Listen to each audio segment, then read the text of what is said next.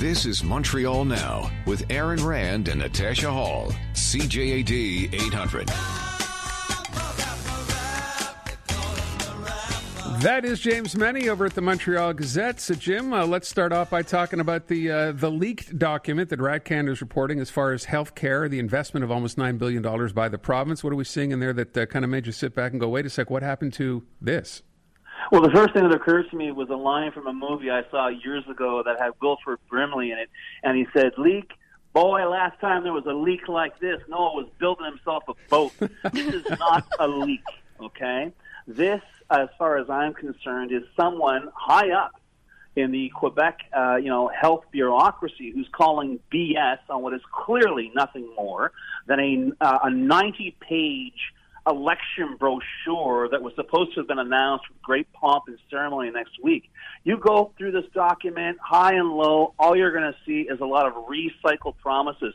They lead, of course, with the elimination of mandatory overtime for nursing personnel, which, quite frankly, has been driving nurses out of the system for years. You may recall this greatest hit from, Francois Legault and the Caquettes back in 2019 when then Health Minister Danielle McCann pledged to the largest nursing union in Quebec that mandatory overtime would end that year. Since then, it's gone up by about 3%. We're also apparently going to land 1,000, that's right, folks, 1,000 nurses from overseas. I presume they're going to be para-dropped in because right now there hasn't been that much in the way of nibbles from the existing recruiting program. But that's not all, folks. 3,000 bureaucrats will be there to take the paperwork off of medical staff's hands. This is nothing more than an insult to the medical establishment, to the health establishment in Quebec, who know perfectly well that none of this is going to happen. And it's an even larger insult to Quebecers themselves. There's still 160,000 people waiting on surgeries. There are about 1 million Quebecers who still don't have access to a family physician. This is nothing more than smoke and mirrors. And the fact that it was handed over en bloc to Radio-Canada, my hat's off to them for getting the scoop. But the fact is, even in the health establishment itself, it knows that this is nothing more than political campaign rubbish. And it's going to be fascinating to see how much lipstick they're going to have to put on this pig next Tuesday when they have their press conference. They even shamed. Did you see that tweet from Christian Dubé today? It was a bit zen. He was referring to people who harvest maple syrup. You don't always take the first piece of syrup that comes out of the tree. You have to wait for the good stuff. So we'll give you all the good stuff next Tuesday. What nonsense. Absolute nonsense. And honestly, if the CAC thought they were going to run on, rebuilding the healthcare network, they've already had a little bit of damage from a very large torpedo that got rammed into it today. Although, Jim, that argument is always those people in the regions looking at that money. When he says almost $9 billion going to healthcare, they may not want to read the headlines. You don't need to read them beyond that. You got to be careful with that, though, my friend, because you'll recall there's some people in the regions, specifically up in Abitibi, Témiscamingue, who know the story of a guy who died after he was transported 140 kilometers by ambulance for treatment that he should have had on site in his own town of Santerre. Unfortunately, the Quebec Health Department had to shut. We don't open at night because we don't have the nursing staff. So really, I think, for a lot of people out in the regions, this is a big issue. A lot of people waiting on surgeries. It's just as painful if you're out in the regions as if you're living in Montreal. And the fact of the matter is, this document shows that despite the fact they've had 4 years to try and put something together, and God knows they've got a lot of battlefield experience with the pandemic, they have learned absolutely nothing. All they can do is recite the same campaign promises from 2018. And let's see how that's going to fly between now and October. So do you think this at least opens the door for the opposition to finally have something to call out the CAC on? Well, can I just say... So. They're doing it already. Sorry? I was just going to say, you were saying Dubé got zen. Let me add to that Dominique Anglade got philosophical, saying something to the effect that the elephant gave birth to a mouse. Yeah. Well, that sounds better in French. It plays better in French, to tell you the truth. But the fact is, they strained and produced a gnat is what they've done. And it's not even a real gnat. It's a recycled gnat, as I say, from 2018. This is an admission of failure.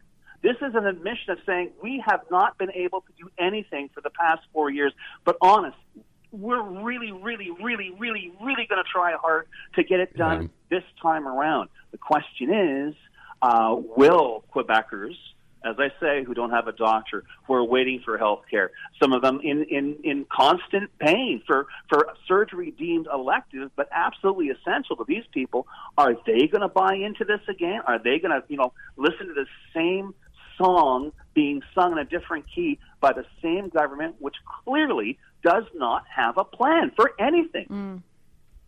Okay. And then I'm thinking we're 7 months out still from the election. Will this still be hurting them then, or is the idea get it out there now, put the Band-Aid on, and hope that it doesn't get ripped off again before the election? Well, frankly, I think if the opposition parties aren't able to make hay with this on a regular basis, then they don't deserve to be elected. But quite frankly, there is the number one concern for Quebecers is health care. The population is getting older, and don't forget, older Quebecers tend to be the ones who go out and vote.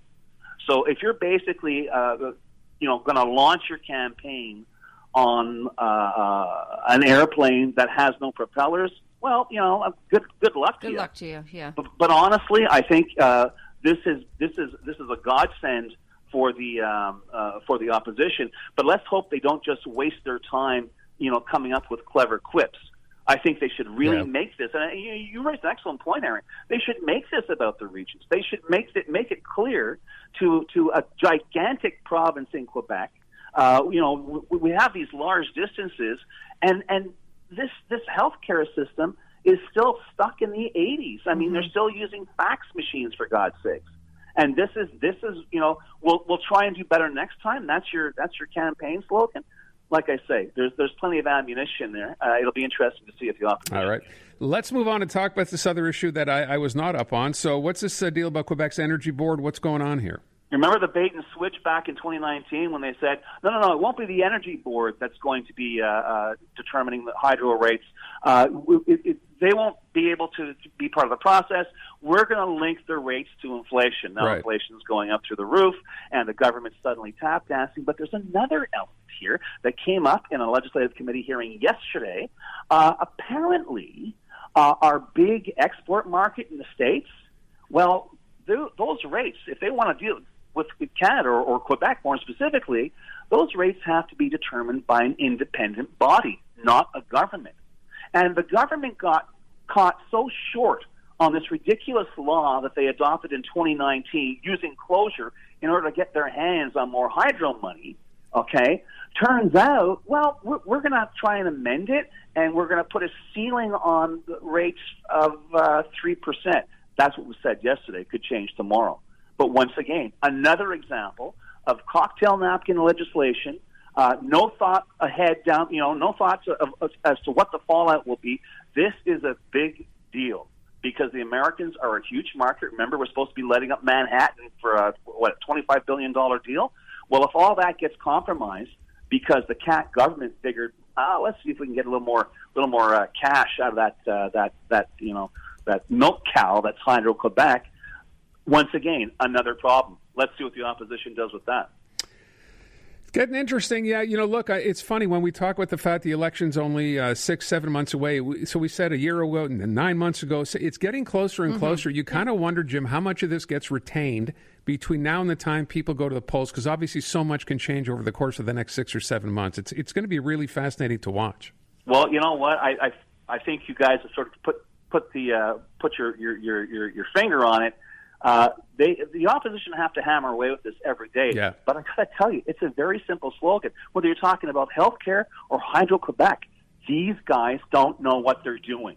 Focus on that. And it's not hyperbole. It's a daily demonstrated fact. They don't know what they're doing. And, they make it up as they go along, and we literally are paying the price for it. James Meny, the Montreal Gazette. Jim, thank you.